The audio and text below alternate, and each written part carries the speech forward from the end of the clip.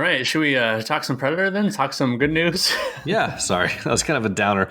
Oh, no, it's okay. Just talking to other adults about the situation. I think it helps. Yeah. Yeah, let's do it. Set some traps. Traps. It's a trap!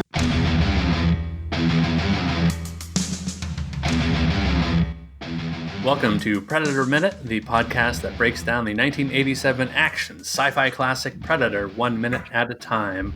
I'm John Zabriskie. And I am Jeff Glover.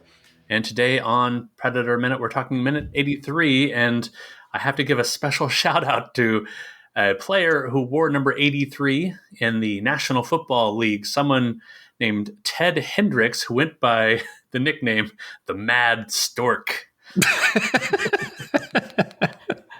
Over his 15-year career with the Colts, Packers, and Raiders, it was a tall order for any offense to contain 6'7" Ted Hendricks.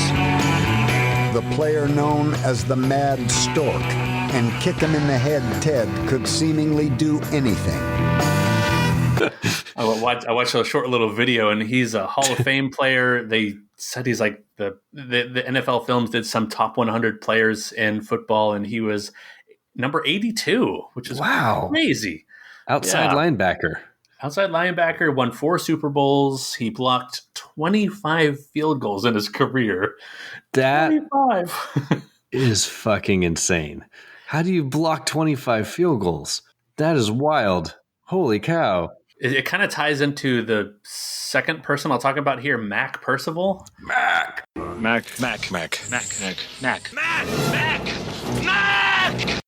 Percival, he was a kicker in, off the top of my head, is maybe like the 60s or the 70s. But I was looking at his numbers. He was a kicker for like 8 or 9 years, and he had something like barely above a 50% completion rate. How do you keep his job?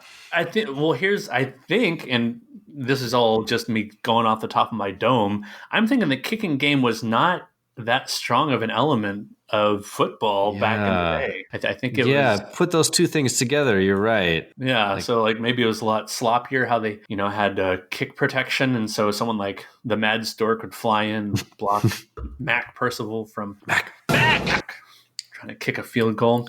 Maybe the rules on blocking field goals was more lax. Well, like for a long time, you could just clobber the kicker if you wanted to, right? So, oh yeah, maybe there's that. You don't have to try to block but not hit the kicker. You could just launch yourself at the guy. Or like the Cam Chancellor rule, right? Like you couldn't straight up jump over the lineman anymore. Maybe that was something more allowed. Yeah. All right, Ted Hendricks. I'm going to look him up when we're done. I want to see some footage of these blocked field goals if I can possibly find it. In the little video I watched, there is one clip where he's blocking a field goal, and it's part of it is that he was 6'7".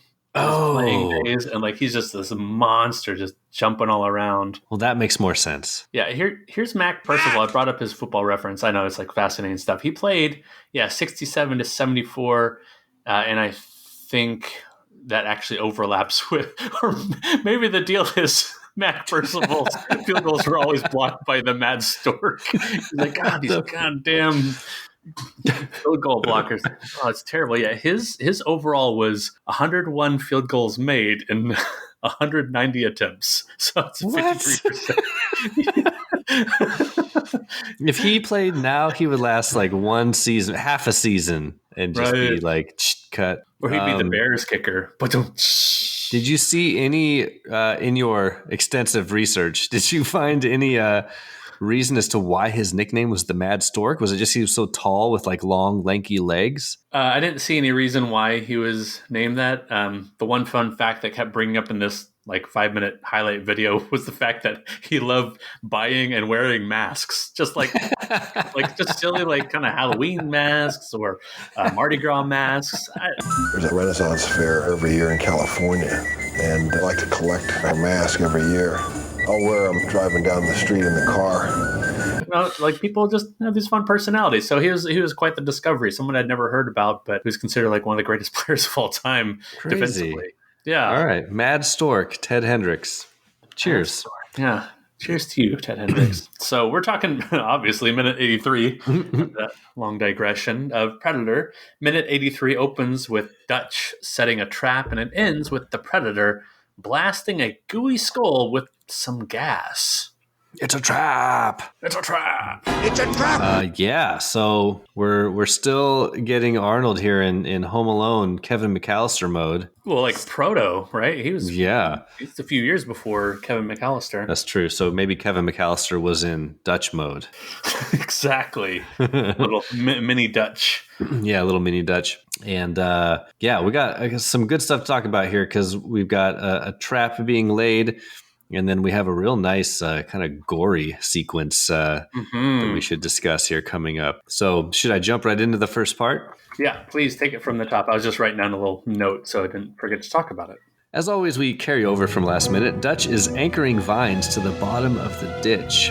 Underneath the trap, we saw him laying last minute, staking care of business. Yeah. We then cut to Dutch pulling on a vine, which in turn is lifting up a huge log up into the trees. We got to talk about this thing. That thing must be so fucking heavy. Yeah.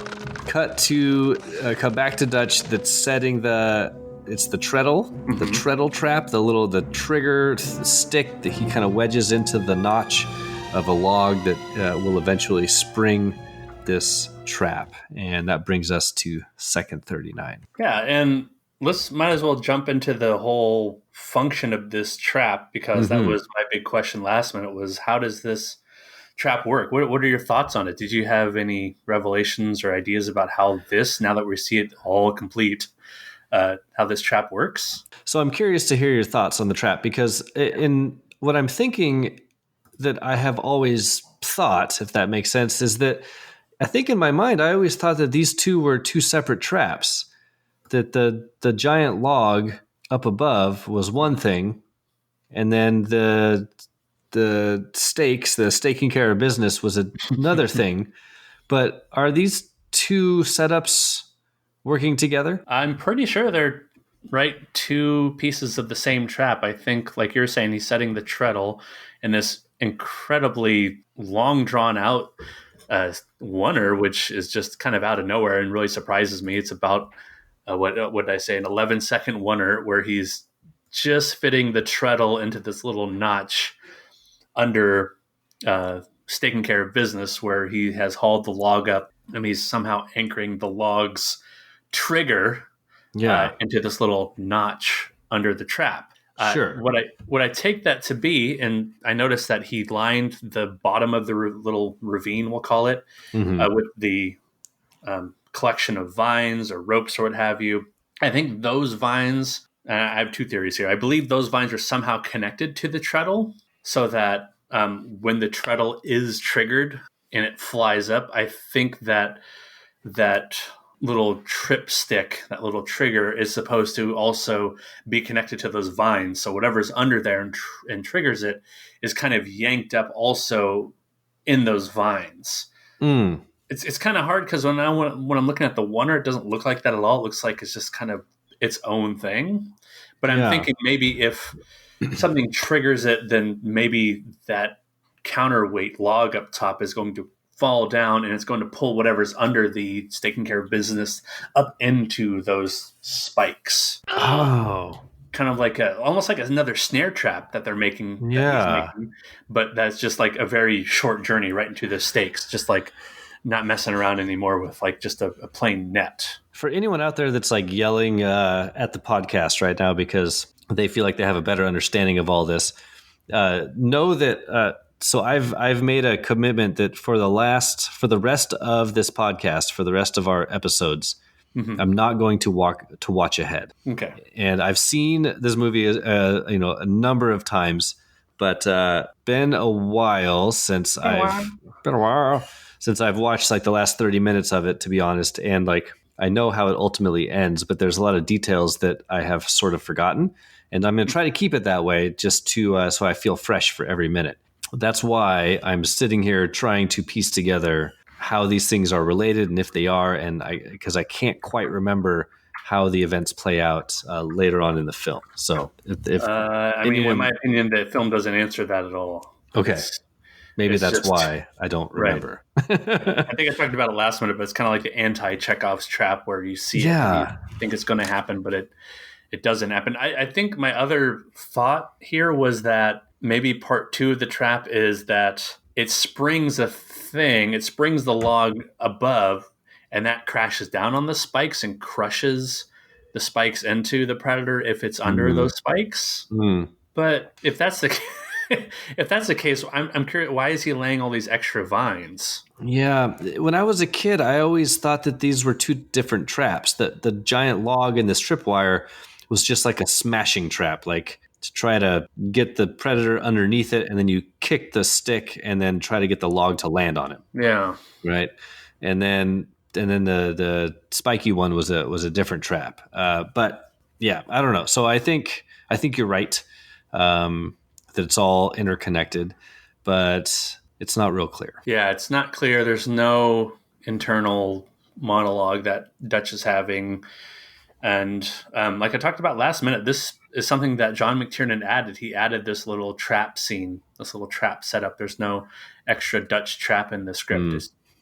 Right? It goes from him landing in the river, being protected by the mud from the predator vision, going right into him making his bow and arrow out of raw supplies. Now, when I was younger, I always just accepted the fact that Arnold was superhuman in this movie. Right. And that he is able to do all of this while not eating any food or drinking any water. Right. And he's able to fashion together an intricate collection of vines and knots and sticks with no tools that I can see anywhere. He did have that like kind of knife.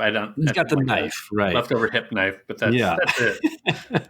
But is also has enough energy left at the end of the day to pulley up a gigantic log that's got to weigh, God, I don't know, 30 pounds, hundreds, 1,000 pounds. Yeah, he's using a pulley system. I'm thinking with his muscles, I'm thinking that's at least a couple 100 pounds.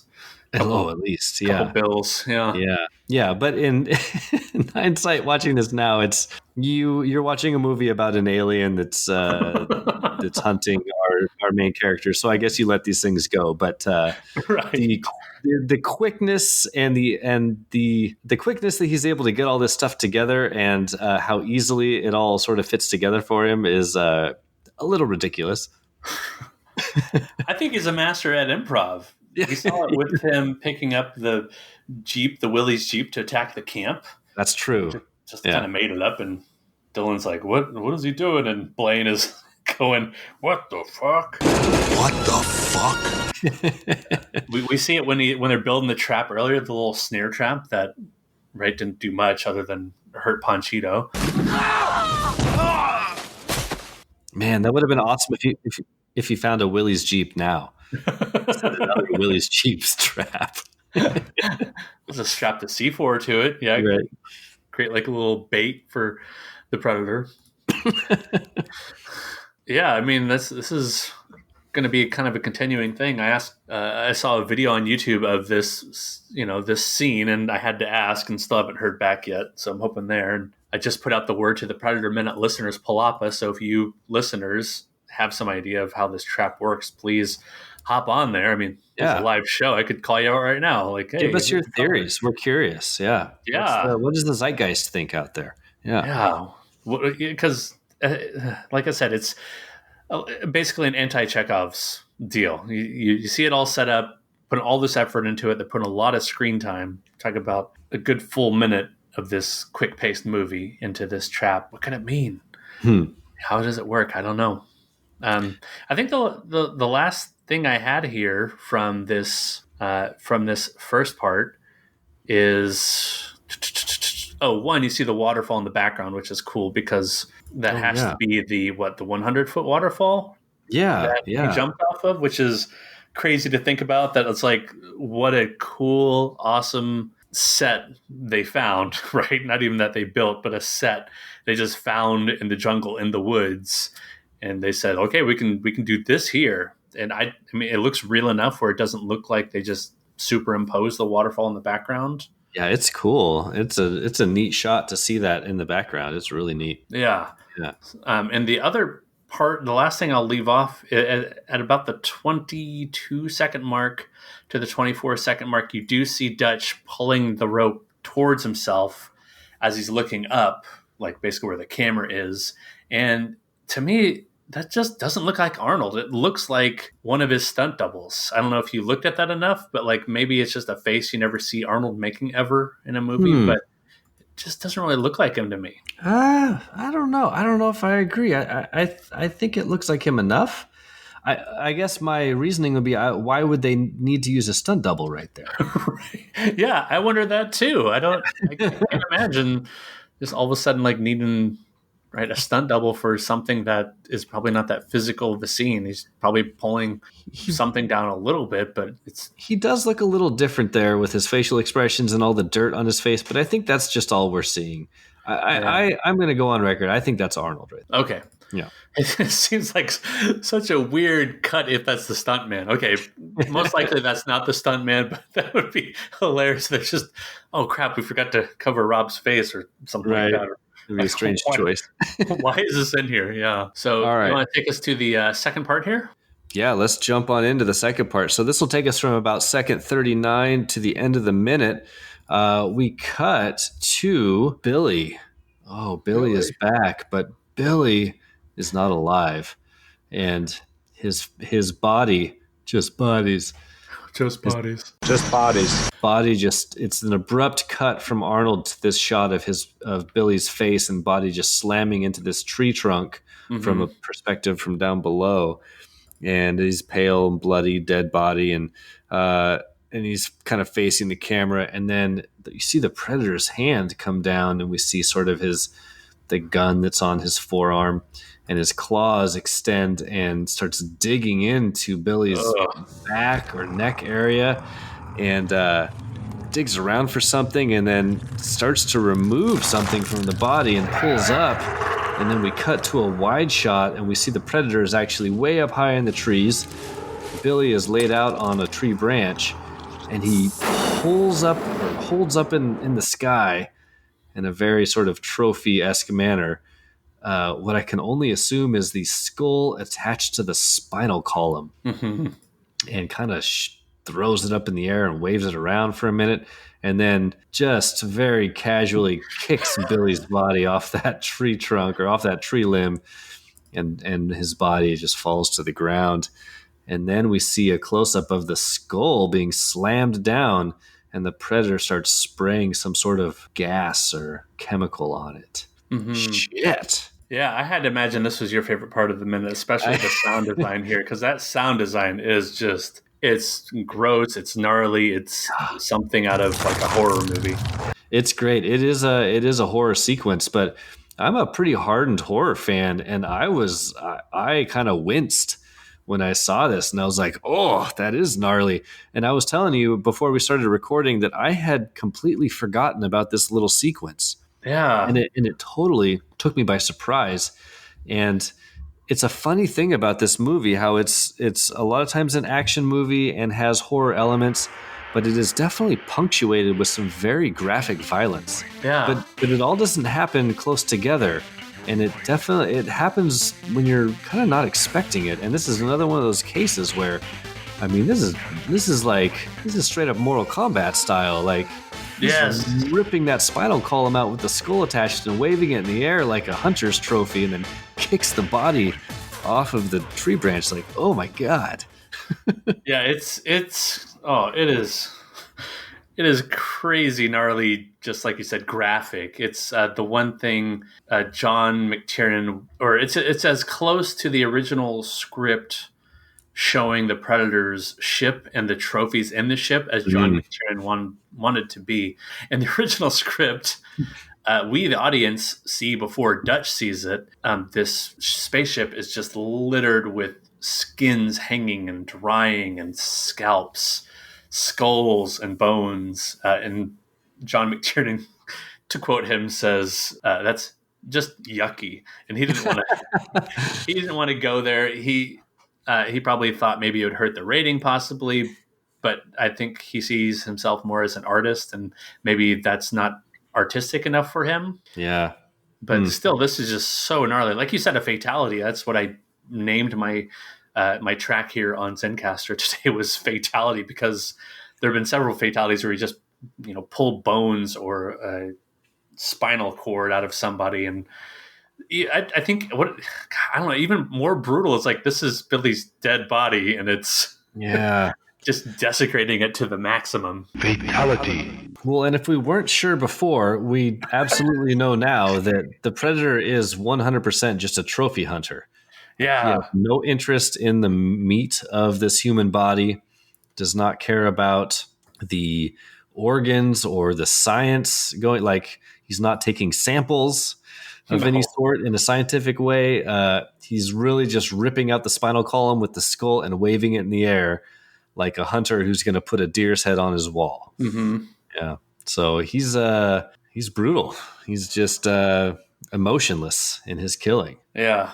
Yeah. Oh, and like I said, the sound design just also brutal. So maybe the fact that he's pulling this skull and the spinal cord or spinal column out of Billy's body tells us that he saw Billy as a worthy foe, as someone worthy of collecting. Mm. So I have to wonder, do you think he kept skulls or trophies without looking ahead of other team members or Hopper's men? Yeah, probably. I mean, if he is truly like a intergalactic trophy hunter, the goal would be to come back with as many trophies as possible, right? To show off to your buddies or whatever is the motivation. So I have to believe, yes, that he's collecting as many as he can. Just as a side note, I just listened to the sound design on that sequence again, and you're right. It sounds like a butcher just like deboning a baby back ribs or something, all at once. Just just like, oh man, yeah. It's pretty great. Oh, it's pretty great. Well, okay, so let's go down the list real quick. So, okay, I think for Dylan, he probably kept the right arm. Oh, sure, yeah. That bicep and the trigger finger. Yeah. For Mac, I think he kept the skull because it's like such an awesome headshot he pulled on him. Yeah, and like Mac's got a good skull. Yeah, Mac has a beautiful skull. Yeah, like I'd keep Mac's skull. Let's see. I'd keep Mac's skull. Hawkins, I think Hawkins, he would keep the glasses because we don't see the glasses on Hawkins' body after it's been gutted and Do you think? I mean, this is sad to say for Hawkins, but do you think he just discarded that body like you catch a fish that's too small, just throw it back into the river?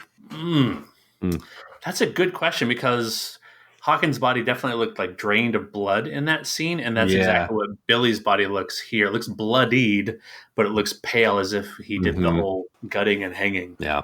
So I don't know. Regardless, I think he just kept Hawkins. Yeah, he just like kind of left him hanging and just like, yeah, whatever. I got that guy's glasses. He like tries on the glasses a little bit, like the spaceship later. Right. Looks like make me look smart. I don't know. What do you think he kept from Blaine? That MTV T-shirt. Shit. Oh, it's more like it's more like MOV now. Hey. What about Ponchito? Oh, poor Poncho. Yeah. I bet he kept his skull. Poncho was a good-looking guy. He had a nice asymmetrical head and frame and face. I bet he kept that skull as a prime trophy. And that skull would have a blast in the side of it. So he'd be kind of proud of that one. Like, look, I caught this guy way off guard. He wasn't even looking at me. Like, I'm so cheap. I'm such a cheater at hunting that I kill people that are looking away. So is that everybody? That's Billy we know. Yeah. Mac and Dylan. And Blaine and Hawkins. I have to count this every time because he kills 6 people, right? Yeah, right. I think Hawkins, then Blaine, and then Mac, and then Dylan, and then Billy, then Punch. Dylan. Okay. And then Mac, and then Dylan. Dylan. Okay, cool. Gosh, anything else? I think the skull and spine combo that he pulls out and holds high in the air is another kind of floaty, dreamlike shot. I'm sure here it's helped by some kind of prop, like prop in a prop, or something, some device in the prop to kind of hold it up, because he holds up the spinal column and the skull at the end of the spinal column, almost like a morning star, like a weapon, like a chain with a spiky ball at the end. And as he holds it up, it just kind of like suspends in the air. That skull does. It doesn't just kind of naturally come back down. And I always noticed that. And I just, wondered maybe that is that part of the set design, that it was made in such a way that it was just kind of hang up in the air on purpose or on accident. Yeah, it's definitely slowed down. The frame rate is just a little bit slower on that section, so you get full coverage of what it is he's thrown up into the air. So this movie came before the video game Mortal Kombat, obviously. Do you think Mortal Kombat like ripped this off as one of their fatalities from this movie? I think so. I mean, because there's I can't remember who it is. It's Sub-Zero. One of the characters. Sub-Zero. Has some combo, I think, in the first game where she pulls the head off, including the spinal column that's still right there. I think it has to be. Yeah, I think whoever designed that game must have been a fan of this movie because, I mean, when I can't remember who it is either in Sub-Zero. Mortal Kombat, but when they lift that spinal cord up with the skull, it's pretty reminiscent of what the Predator is doing right here. Yeah. So I'm just going to say yes. I'm sure. I think it's Sub-Zero. That's my guess because when I search Mortal Kombat Fatality Spine Rip, there's all these images of Sub-Zero doing it and the different iterations of the game.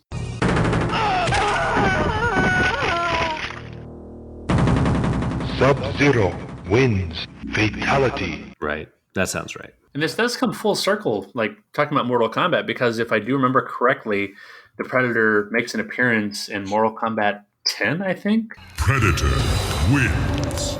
Fatality. Oh, nice. Yeah, he shows up, and then I mentioned this a long time ago, like maybe minute 5 of Predator Minute, but Jax, the soldier with the metal arms in that game franchise, he has one skin in that game, I think Mortal Kombat 10, where he has Dylan's like green baseball cap on, chomping on a cigar, and it's voiced by Carl Weathers when you put that skin on him. The hell's going on here? Ferritor, want you eyes? You'll get my foot in your ass. Oh, that's awesome.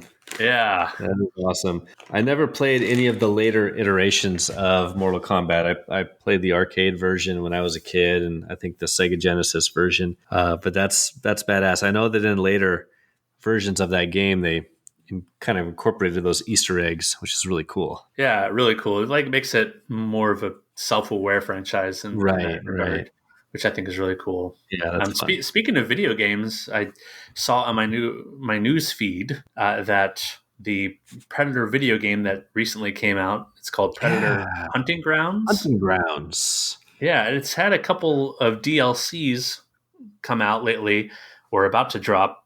One of which is Arnold Schwarzenegger voicing these tapes that Dutch left behind, I guess, in the jungle, I suppose, like detailing what he experienced and detailing his confrontation with the Predator. So I don't have that game. I don't really plan on having that game because I don't have a lot of time to video game these days, but I would be more than interested in hearing what those tapes said. And that might be like some YouTuber putting that online when that comes out and kind of putting those tapes together. Because canonically speaking, there's really been nothing of Dutch and what happens to him after this movie. There's like some mentions of him, but this is be the first time that Arnold Schwarzenegger comes back to actually reprise his role as Dutch. That's awesome. Yeah. Yeah. I recently got an Xbox, and so maybe I will throw down and get that game. I've been kind of fiddling around with some other games that I have. Yeah, I might have to dive into that one. Okay. Yeah. Let me know what you find out. Well, have we done it? I think we did it. I think we set the trap. I think the Predator is well on his way to a spiky or loggy doom. Absolutely. Or crushed by a log. Yeah. What a way to go. So, are we into recommends? We are into recommends, and I actually have a recommend this week. Oh, that's good. So yeah, thanks. It feels good. Feels good. I need you to help me remember if I have recommended this before. It really doesn't matter. I might be recommending something you recommended a long time ago. I have two things that I pulled up, and in my mind, I'm afraid that I may have recommended both of them already. Okay. But have I recommended the Pure Cinema podcast? Yes. Okay. Well, I will just do a quick double recommend of that podcast because lately they've been killing it with their episodes and their guests. They've gotten a bit of a higher profile recently. This is the podcast that is sponsored by the New Beverly Cinema in LA, which is owned by Quentin Tarantino. And these two guys, Elric Kane and Brian Sauer, are cinephiles to the max. They're really, really knowledgeable and fun to listen to. And they do some great work. And they've had some amazing guests as of recent. Just in the last couple months. They just dropped one yesterday where they have Patton Oswalt on, who's hilarious and also a big file. They've done 2 episodes with Quentin Tarantino. They did an episode with Edgar Wright. They did an episode with Rian Johnson. They did an interview with Michael Madsen. And in between all of these amazing guests, they continue to put out their own shows where they are recommending movies. And they are just so knowledgeable about different genres and just so many eras of movies that I don't know about that it's really fun to listen to them. So check out the Pure Cinema podcast if you're a movie nerd like the rest of us. Do they cover Predator? They don't really do a single movie. Okay. It's not sort of their setup. What they tend to do is like choose a genre. Like they did an episode recently that was like road movies. And so they'll each pick 5 films that fall into the category of road movies. And it's not necessarily supposed to be the 5 best films. It's just sort of like 5 films because, like 5 interesting films that they choose in that category that say different things about that genre. Mm-hmm. And they'll discuss them. And their knowledge is very, very deep, and they do a really nice job of like discussing these different movies. It always makes me want to check out all these movies they talk about. So I'll re-recommend, apparently, the Pure Cinema podcast. Yeah, go for it. Yeah. What do you got for us this week? Wait, did you say you had 2 of them? Oh, yeah, I did. Have I recommended the movie Time Crimes? I have, haven't I? No, I don't think you have, but I'm already intrigued. This is a great movie. So this is a movie from 2007. It is a... how do you explain Time Crimes? It is a kind of a science fiction. It's a time loop movie. It's a time travel movie is what it is. Time loop. There is a chance, 1 in a billion, that you and I could get caught in a time loop. It's a time, but it's not so much time travel as sort of a time loop. A time loop. It's a Spanish film directed by Nacho Vigalondo, who you may know because he directed Colossal, the movie that came out a couple years ago that had Colossal had. Is it not Natalie Portman? Is it Anne Hathaway? Anne Hathaway and Jason Sudeikis, and it has like their sort of marital or relationship troubles sort of translate to the 2 giant monsters that are battling over Japan or whatever. Kind of a high concept, strange movie, but a lot of people really liked it.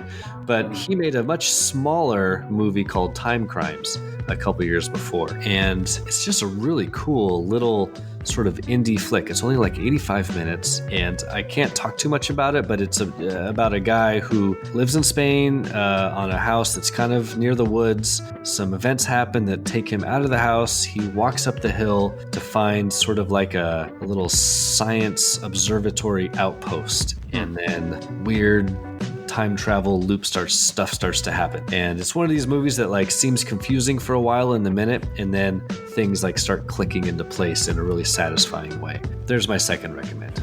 Time Crimes. Nice. Yeah, and if you have a Shudder subscription, I believe it's still on Shudder, so check it out. Wait, is it a horror movie? No, but Shudder every once in a while will just get like some sci-fi stuff and just random like genre stuff. And so Time Crimes is on there because it's kind of it's horror adjacent. It's kind of a sci-fi-ish. Oh, okay. Yeah. Awesome. Yeah. So there you go. Crimes. Time Crimes. It's really cool. Yeah. Anyone who will listen to me when the subject of like time travel movies or like sci-fi movies of the last 20 years comes up, I always bring up Time Crimes because not a lot of people have seen it, and it's really cool. Solid recommend. Nice. Yeah. A time loop. So this might be a recommend you put out there a long time ago. I'm not really sure, but Sarah and I started watching the show Barry with Bill Hader. You might have recommended that. I don't know. I didn't recommend it. I've watched a few episodes, and for whatever reason, I never got back into it, but I've been wanting to. So it's like sitting there on my watch list, you know. Cool. Yeah, it's one we just started watching. It's been on our radar forever just because we're such huge Bill Hader fans. And here with the quarantine, we needed a new show. We were watching the Gilmore Girls, and then like the final episode of the 6th season was like, sorry, spoiler alert for Gilmore Girls fans, but that show is such a letdown. That episode was, we really haven't gone back. We still have like 20 plus episodes of that last season to watch, and I don't know when we're going back. Maybe after a couple months we like turned you off, huh? Yeah, I don't know if you've ever had that with the show where you just like, I have to put this down now because it's kind of spoiled right now. That's too bad. Yeah, but we did pick up Barry, like I said. Big Bill Hader fan since his SNL days when we've watched movies with him in it. But Barry, just, I don't want to give too much away, so I'll just give you like the IMDb summary. It's a hitman from the Midwest moves to Los Angeles and gets caught up in the city's theater arts scene. That's all I'll say about the show. It's worth a check out. I thought it was just HBO exclusive, but I guess Amazon Prime sometimes puts HBO stuff, and so we found Amazon Prime for free. I don't know what you call it, free, but it was available on the Prime Video without having to rent it or buy it. Nice. We started watching it, flew through 4 episodes. Each episode's about half an hour, and it's all created by Bill Hader and this other guy, Alec. I don't want to just guess. It's all created by Bill Hader and Alec Berg. You can tell it's a real passion project because they do all the writing and producing, and Bill Hader's obviously the star, and he's just a knockout at playing this role of this stone cold assassin who's trying to adapt to a life of like being in LA and kind of trying out acting. It's pretty good stuff. Makes for high comedy, but there's also some suspense and plenty of drama. Speaking of Bill Hader, have you seen the movie he made with Kristen Wiig called The Skeleton Twins? I think Sarah watched that and liked that. I'd never watched it. It's pretty good. I really liked it. Kind of a little indie comedy drama, but he's really, really good in it. If you like Bill Hader, like he really kind of like shows his acting chops in it. I remember you and I listened to his episode of Conan O'Brien Needs a Friend on the way to Portland. Oh, that was so funny. The telephone bit, like, new phone, who dis? the first. Oh, so funny. Have you been keeping up with Conan? I haven't, but I've seen him have a lot of good guests on. I saved the Jim Gaffigan episode because I'm such a huge Jim Gaffigan fan, and Jim Gaffigan was like a big time buddy of Conan O'Brien before he was huge and so popular now. It's good. It's worth watching because Gaffigan just keeps on shitting on Conan the whole time. Okay, that's good. That's good because watching Gaffigan now, like he definitely like plays it a lot safer than he used to, and he has like a whole family kind of brand deal going. Right. They put out these quarantine dinner episodes on YouTube. So I wondered if it was like going to be, the good, funny Jim Gaffigan or kind of like more serious. But that's good to know. Yeah, no, it's they kind of go back and forth between both, but he is not afraid to give Conan shit and make fun of him on the podcast, and it's really great. So wait till you have a good chunk of time to like really listen to it and then treat yourself to it. It's great. Cool, man. All right, well, I think that's it for the recommends. There it is. We did it. There it is. Thought you knew. So, Jeff, where can people find you? Well, I'm on the Twitter sphere. Jeff Glover, Carl_Hungus 314. My name is Carl Ishbin Expert. Come find me there. All righty. And you can find Predator Minute at Predator Minute on the Twitter sphere. You can email the show, predatorminute@gmail.com. And keep up the conversation. Join the Facebook group Predator Minute Listeners Palapa. We've had some good posts lately. We are talking about aha moments in minute 81, and we have some people contributing to that. We have a post from Joseph Parker talking about a few moments. We have Eric Deutsch. You set us up. It's all bullshit. Funnily enough, both of them mentioned Spider-Man aha moments from different Spider-Man movies. Awesome. I love it. I love the contributions. It's been great. Keep it up, everyone. Yeah, keep it up, and let us know what you think is the purpose of this trap. How is it going to work? I even put the question up as we were recording today. How is Dutch's trap supposed to work? Jeff and I still haven't figured it out. But if you're such a smarty pants, you built such a trap in your own personal experience, like, 1, that's awesome. Send us the video. And 2, tell us how it works. Mm-hmm. Oh, and 3, what do you name it? It's taking care of business. That's taken. That's taken. Sorry. Yeah. Anyway, so for Predator Minute 83, I've been John Zabriskie. And I am Jeff Glover. And until next time, stick around. Stick around. Stick around. That music should have been playing when he's building the trap, right? It would have been so cool. Oh, seriously. Missed opportunity. I meant to mention that like early on in this minute, but that's like Dutch and the team's music. And I think the last time we heard it was when they're blowing away the gorilla camp. Oh, wow. It's been that long, and long I don't think we hear it. Yeah, a long time, and I don't think we hear it again until like the credits are rolling. I think that's how far it goes. So, super bummed there. Missed opportunity. Well, what can you do? It's already a perfect movie. It's not going to be more perfect. Can't be more perfect. Yeah, totally perfect. It can't be any more perfect. Can't pull over any further.